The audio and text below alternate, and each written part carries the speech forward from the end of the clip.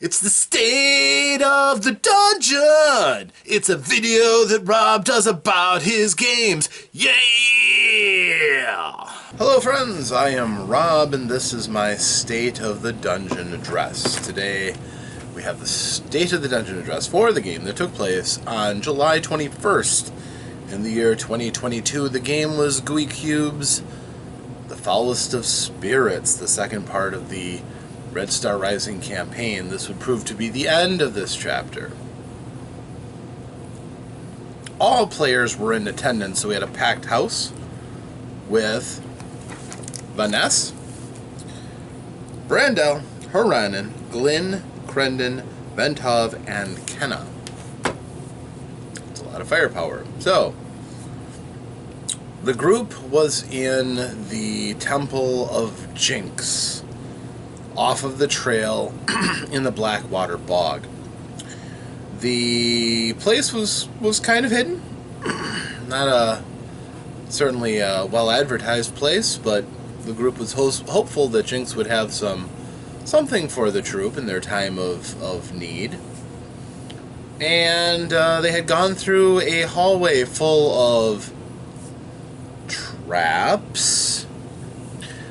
Unfortunately for him, Ventov's player wasn't around for the end of that, so he showed up at the temple as they had already cleared the traps.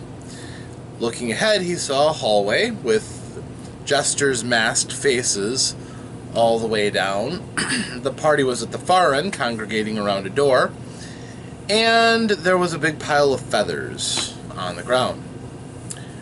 And he asked if there was any problems with him coming down. They're all like, no, come on down. So he did, but he didn't trust them because they looked sketchy.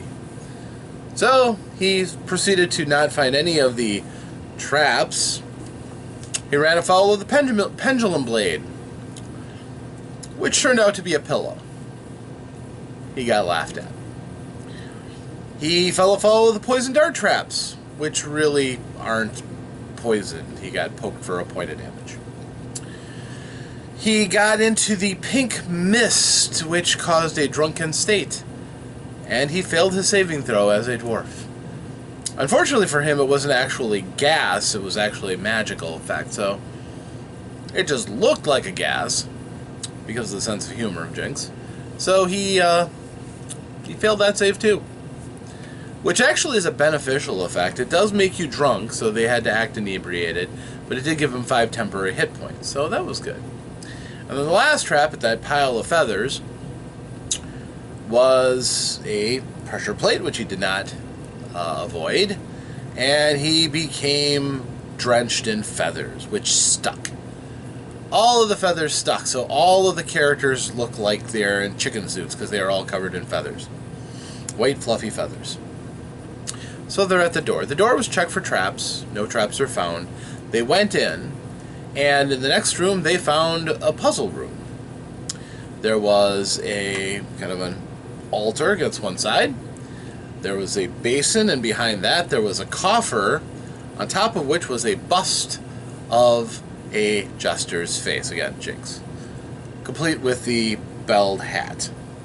And on the back, in glowing script on the wall, was written a puzzle. They guessed at what the puzzle was. Their interpretation was very interesting. And, just for the sake of anybody else who might watch this and not themselves want a spoiler, I'm not going to reveal the puzzle nor its solution, but the party provided. And as a result, they were rewarded with a nice magical item, a jester's cap with some magical properties. They then found the secret door, which was a secret door of obviousness. Ventov figured out that pushing it opened it, so he did. And inside they found the treasure room.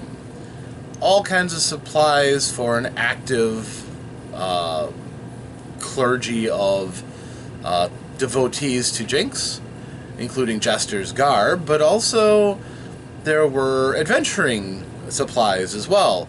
Armor, nice weapons. Not a lot of magic, but stuff with superlative properties that seem magical when compared to standard stock. And the group looked at it but were a little suspicious. After all, Jinx is known to punish the greedy.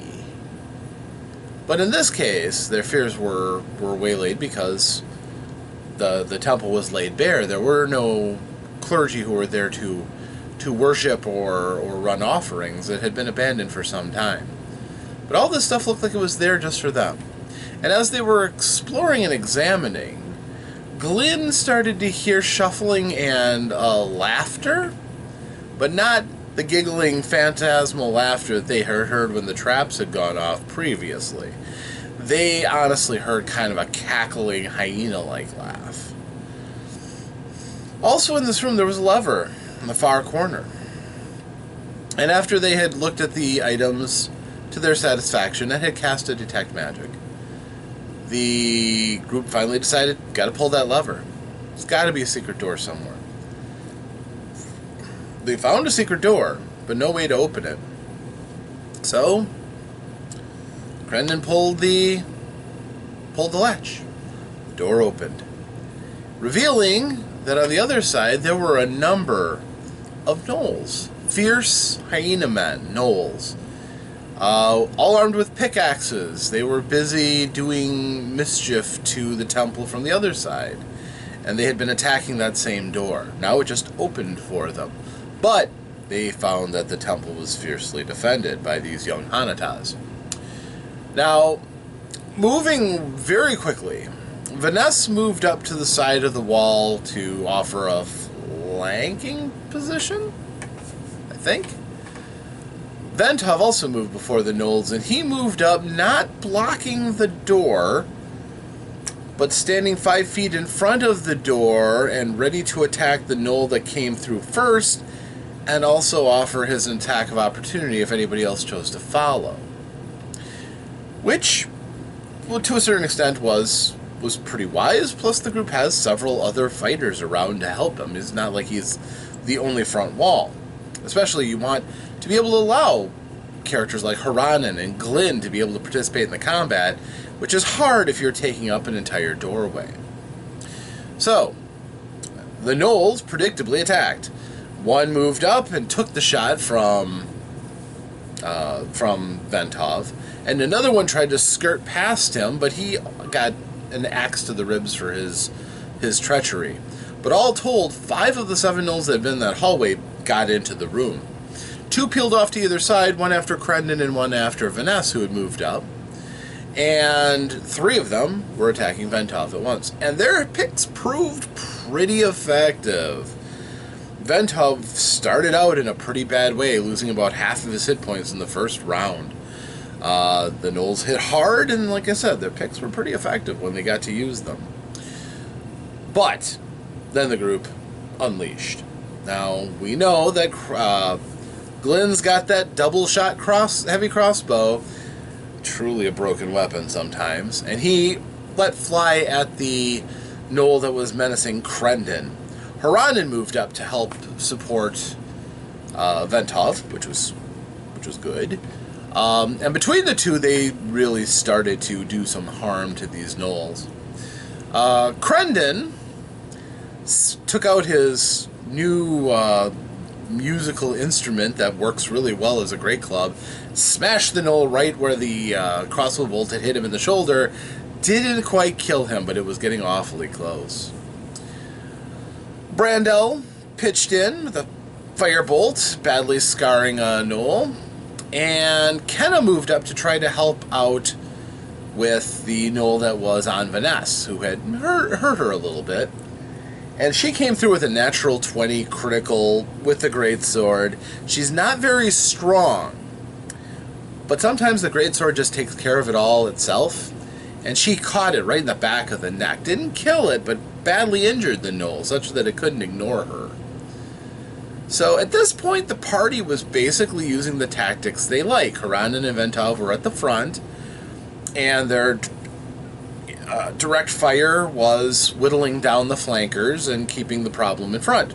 The problem were there was reserves, the 2 gnolls that were still in the hall that hadn't been able to come through right away, and there were yet more gnolls running towards them. So all told, they ended up with 10 gnolls to fight. And these gnolls are tough. They're not pushovers. They can take some punishment. But when they started to go down, they went down hard. Haranen executed an amazing critical, disemboweling one and then chopping its head off. Ventov, with his buckler and his magical battle axe, was, again, doing consistent damage, which led to the felling of the very first one. Even Vanessa stepped in, and when one was wounded, she used her produce fire and shot a gob of fire into a gnoll's mouth, flash frying its brain and killing it. The party was doing well. The 3 gnolls that were running were too late, because by the time they were getting up, there was only 1 gnoll left in the room yet. It was taking on Haranen. And Ventov just decided, I'm just going to stop this in the loading screen. He charged the gnolls, meeting them halfway along in the corridor. And he hit, and then all of his bad luck kind of turned. The good news was he was back to full health because Crendon had moved up and used a scroll and healed him. And boy, did he do a good job there. Found out that healing was really good in Jinx's temple for Hanataz. But the fun part, the gnolls all turned and they could not hit Ventov, which makes sense. He's got a really good armor class. But with the firepower coming in from, again, Brandel unleashing her sparks from her wand of dying fire, dying embers, and magic missiles to go around, the gnolls fell after a pretty tough fight. When they hit hard, but ultimately the party is better, and the gnolls died. So, after going through all of the gnolls' belongings, which was next to nothing, they decided to get rid of the defilers. They found out that on the outskirts, where they had hacked into the back door of the temple, the hallway here was much like the first one they entered, and there were traps. But these weren't cuddly pillows and false threats of traps. No. These were real ones, and they had killed a bunch of gnolls. As well as poisoning and killing a dark elf who was leading them, apparently, who had a note, very telling note, that this was personal. This was a divine struggle, most likely from followers of the god of corruption and rot, Sludge, led by one called Noxia, who sent this dark elf and the Gorepaw tribe to go and sack the temple. Well, again, they didn't know it was going to be defended, so they died. Although, kind of a bad show, the elf dying from poison right off the bat, but these traps are tough. So, the group takes all that they have learned, and they take the bodies out and they consign them to the bog. And while they're doing this and they're working on repairing the rear door and camouflaging the temple as best as they can again, hoping that this half-elf, or this dark elf, and the gnolls leave the secret to this temple with their deaths, they notice that there's a bird observing them. A black bird with a red crown. It's called a red crown. And interesting plumage, but it's got glowing red eyes. And Glyn is like, that's not normal. That should not be here. They didn't do anything to it, but it just watched them for the whole thing, uncomfortably close. So the party finished up. They did their purifications. Really didn't rest through that time. They were all pretty busy throughout. But, by and large, again, they weathered going through Jinx's temple, and they found some interesting things. Apparently, maybe Jinx had a hand in them coming in at that time and stopping the gnolls. But, honestly, they got more questions than they got answers in this one. But they did get some very nice loot, so they are armed with even more weapons and stuff.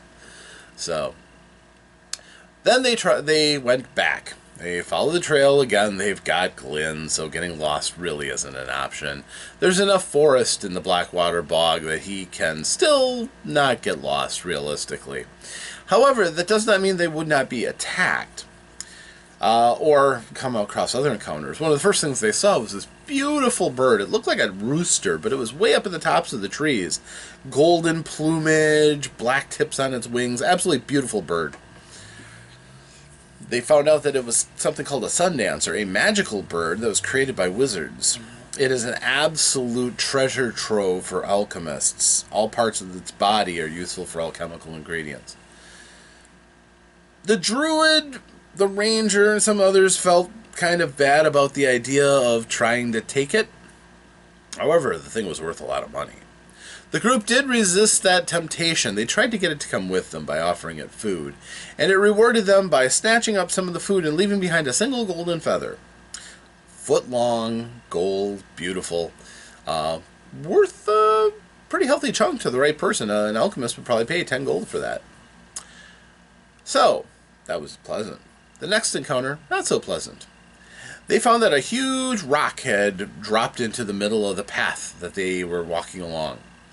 And when that rock sprouted legs and a big snapping turtle-like head, they found out it was a boulderback snapper, which is huge, and proceeded to attack the party.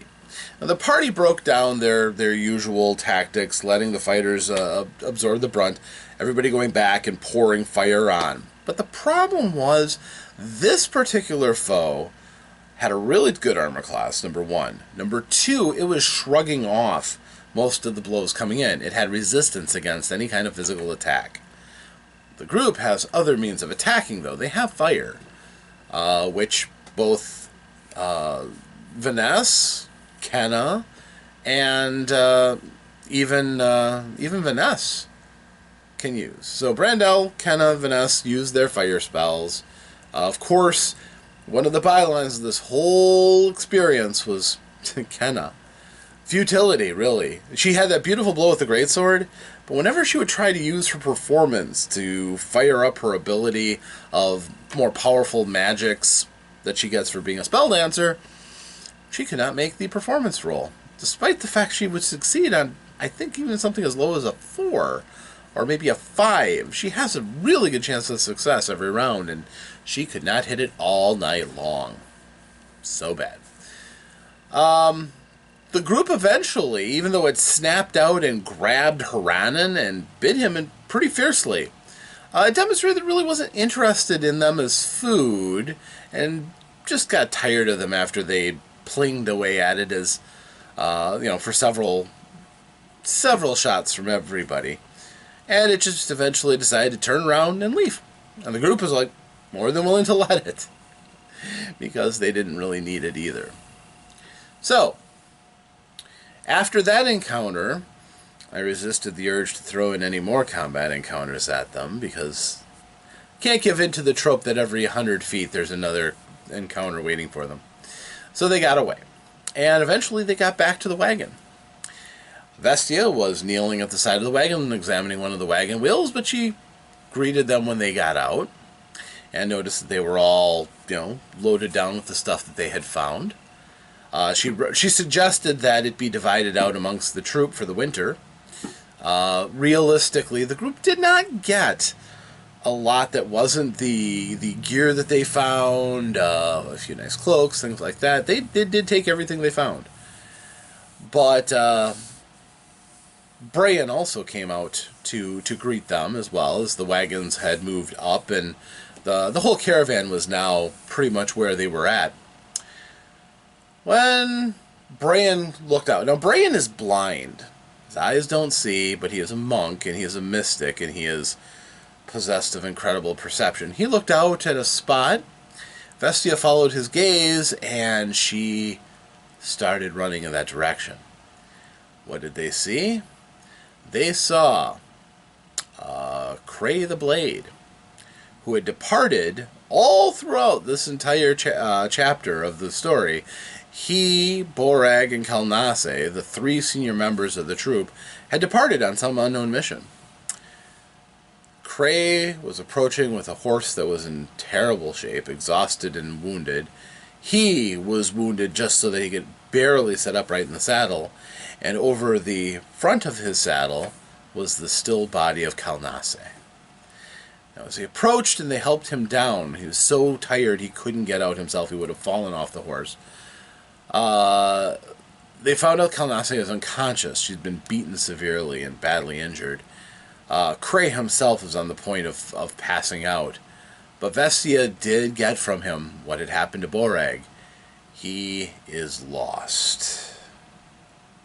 So, those were the last words they heard of Chapter 2, The Foulest of Spirits. Quite the cliffhanger, I think.